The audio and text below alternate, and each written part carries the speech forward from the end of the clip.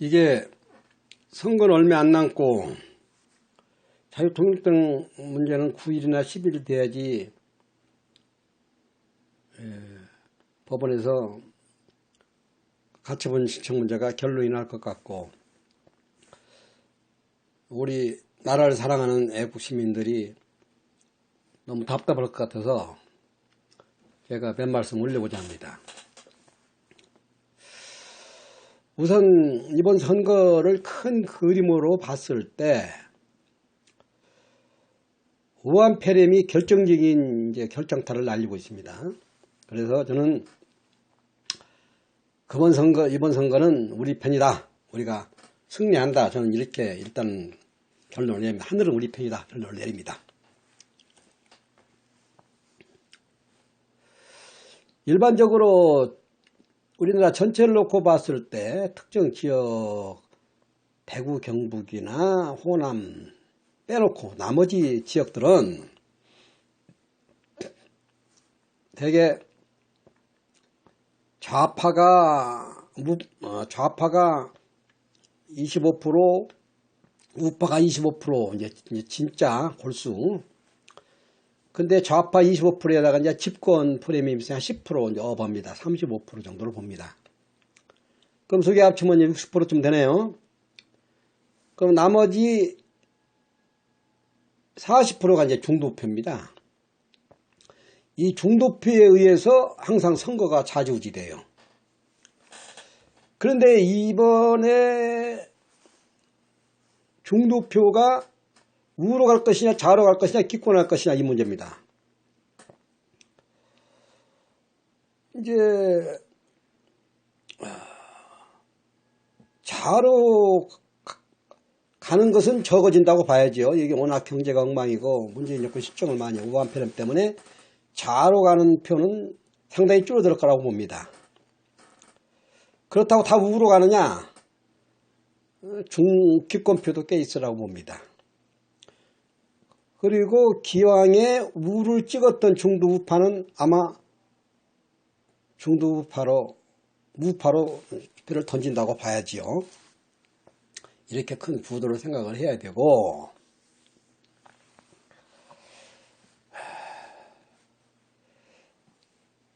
이렇게 되면은 우리 지역의 경우를 한번 예를 들어서 보면은 우리 지역 유권자가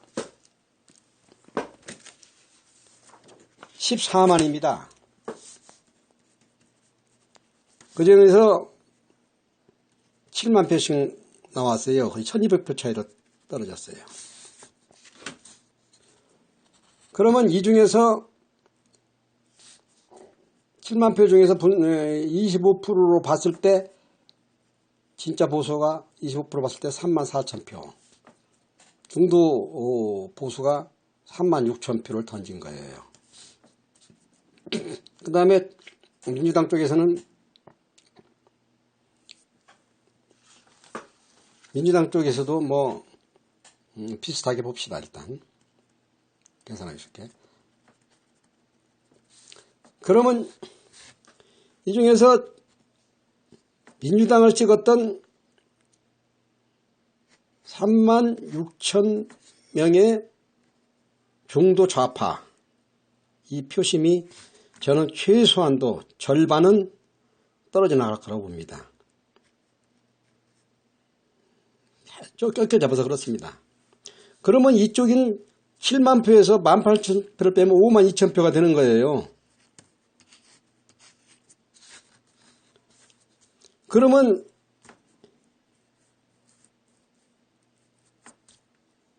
유권자 14만원에서 52,000표를 빼면은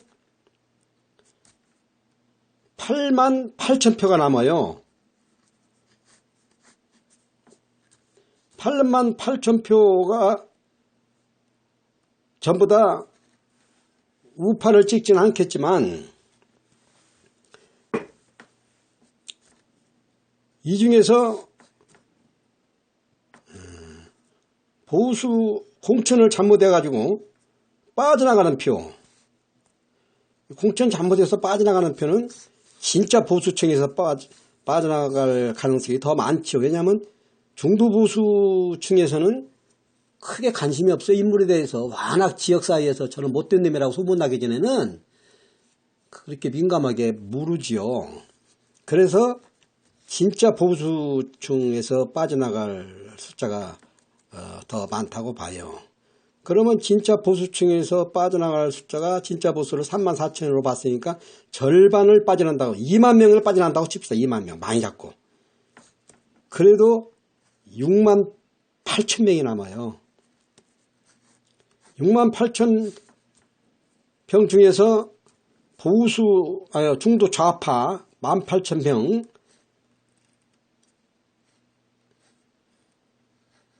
이 100% 우클릭 한다고 볼 수는 없지만 절반 온다고 치죠. 절반 못 온다고 치죠. 그러면 6만 8천에서 절반을 빼면은 5만 9천 표가 됩니다. 나머지는 기권이라고 봐야 되겠죠. 그러면 5만 9천인데 5만 2천이 돼요.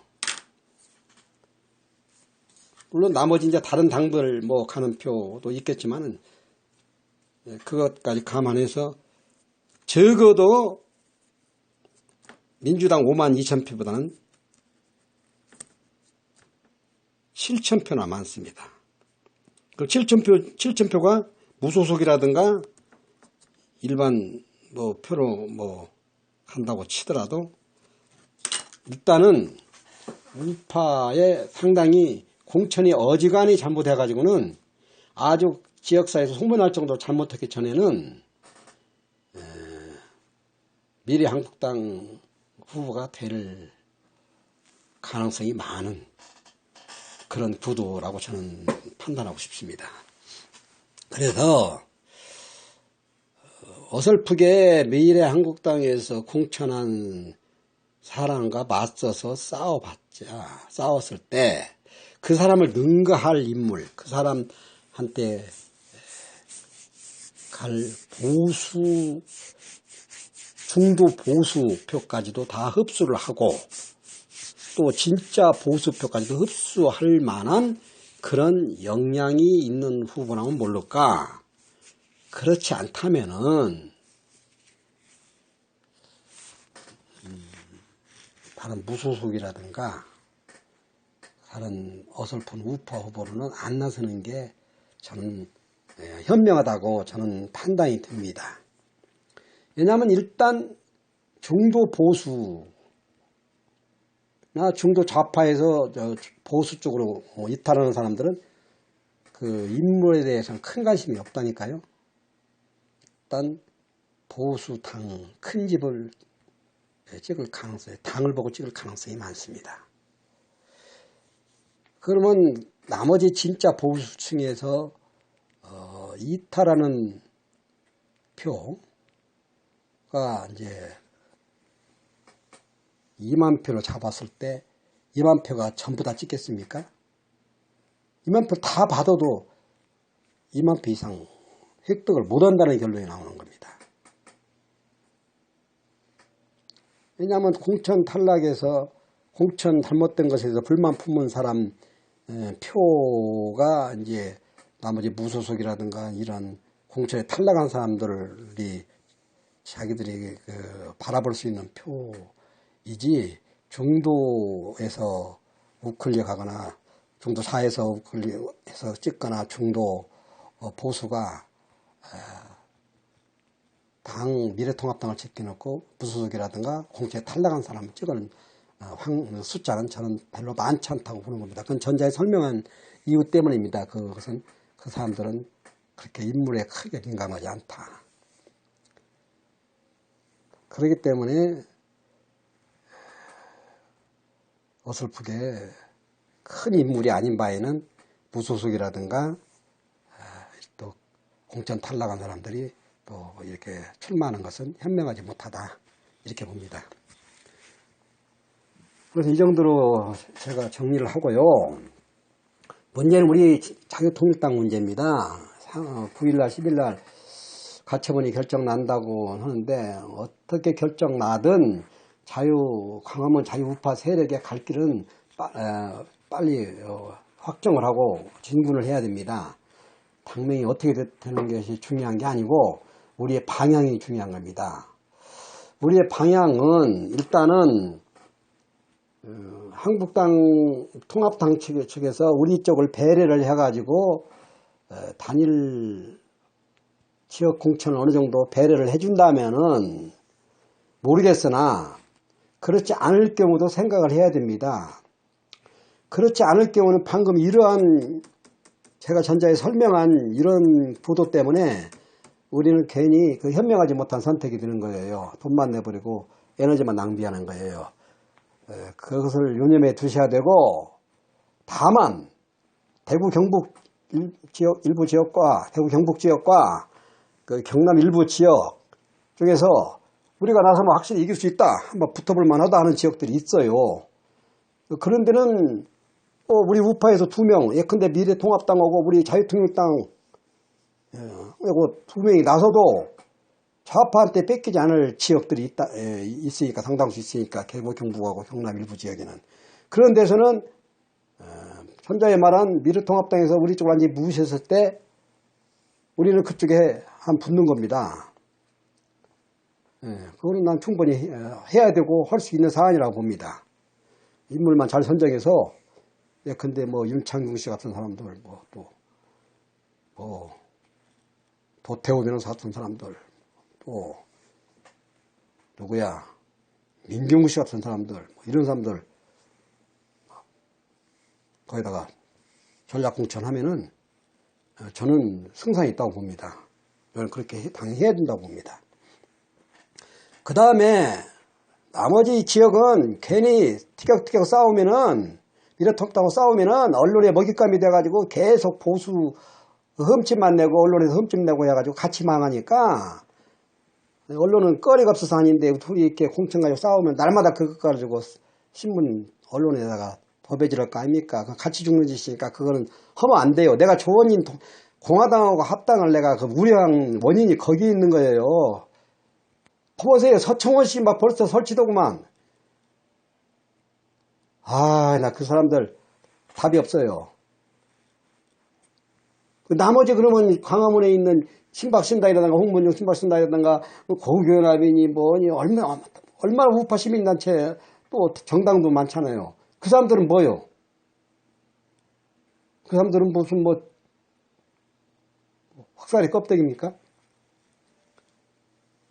말이 안 돼요. 하여튼 그런데도 에너지 그 지역 100군데가 된다고 돼, 조원진 대표 여기가. 그 100군데 내가지고 그거 가지고 계속 싸우다가 판날 겁니까? 지금 그럴 때가 아니에요. 제가 전제에 설명은 내려요. 설편 나서면 당선 안 돼요. 그러니까 깨끗이 접고,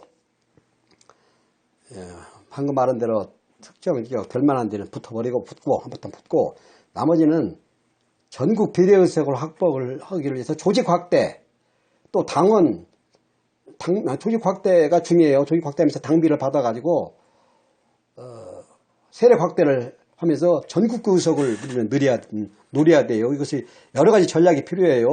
그래서 여기서 저는 김경재 씨를 자꾸 얘기하는 이유가, 우리가 호남 표를 무시하면 안 돼요. 호남이 이민들이 전국적으로 분포되어 있어요. 전라 남도북도만 있는 게 아니에요. 서울에도 엄청나게 많아요.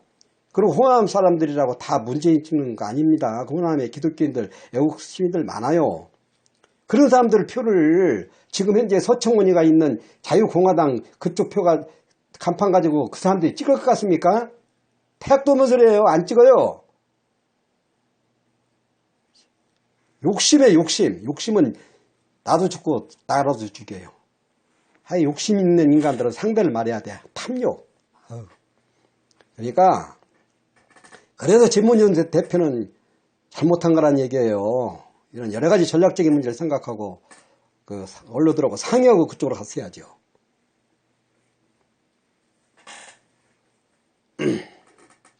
열받아. 어쨌든 그렇게 해서 김경재 씨를 적극적으로 내세워야 됩니다. 김경재 씨가 전국을, 그 양반 얼마나 연설 잘합니까? 전국을 누비고 다니면서 바람몰이를 해야 돼요. 저기 서울에 엄청나게 호남 사람 많아요. 그 사람 김경재 씨 그 대단한 인물입니다. 그 호남에서 김경재 씨 하면 다 알아요. 무시 못해요. 경륜이 있어요. 그 양반이 경륜. 경륜 무시 못하는 겁니다.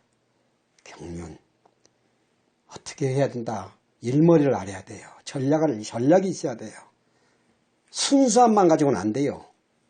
그래서 김경재 씨를 총재를 내세워야지 다른 사람 총재를 내세우면 절대 안 됩니다.